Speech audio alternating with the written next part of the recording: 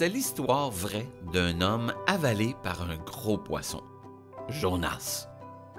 Il y a de nombreuses années, un homme appelé Jonas vivait dans une ville située un peu au nord de Nazareth. C'était un Hébreu, un Israélite. C'était aussi un prophète qui aimait Dieu et beaucoup de gens venaient le voir pour lui demander des conseils et des enseignements. Il aimait sa nation.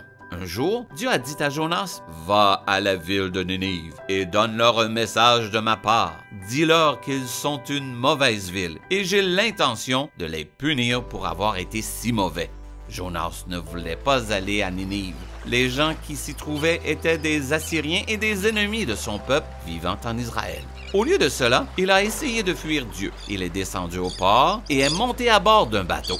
Le bateau a navigué vers un endroit éloigné appelé Tarsis, dans la direction opposée de Ninive.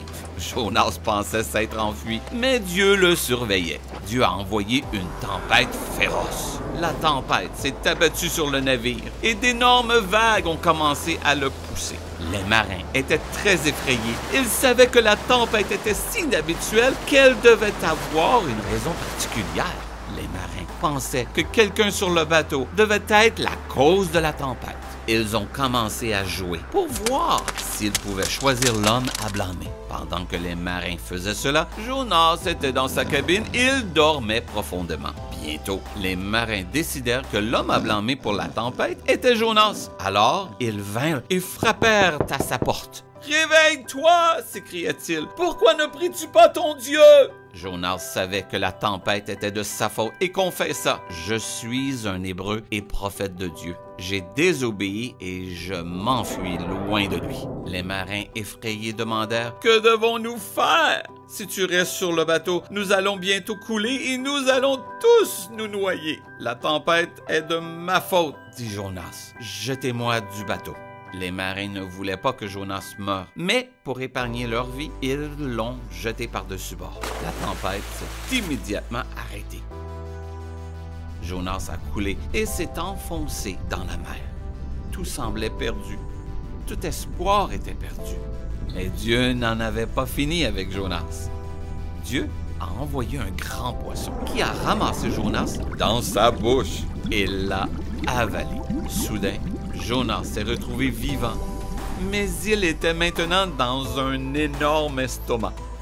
Dieu avait montré son amour et son pardon à son prophète désobéissant. Jonas s'est exclamé à quel point il était étonné d'être en vie. Il a remercié Dieu de l'avoir sauvé des profondeurs de la mer et a promis de faire ce que Dieu voulait à l'avenir. 3 jours et 3 nuits passèrent. Puis Dieu dit au grand poisson d'aller près de la terre et de recracher Jonas. Il se posa sur le sable et remonta la plage, étonné et reconnaissant.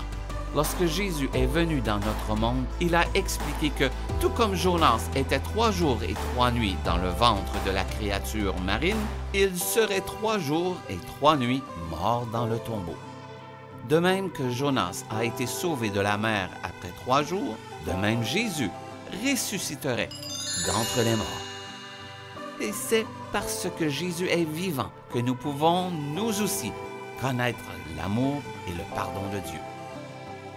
Si vous voulez lire la véritable histoire de Jonas, c'est dans votre Bible, entre les livres d'Abdias et de Michée, dans le livre de Jonas.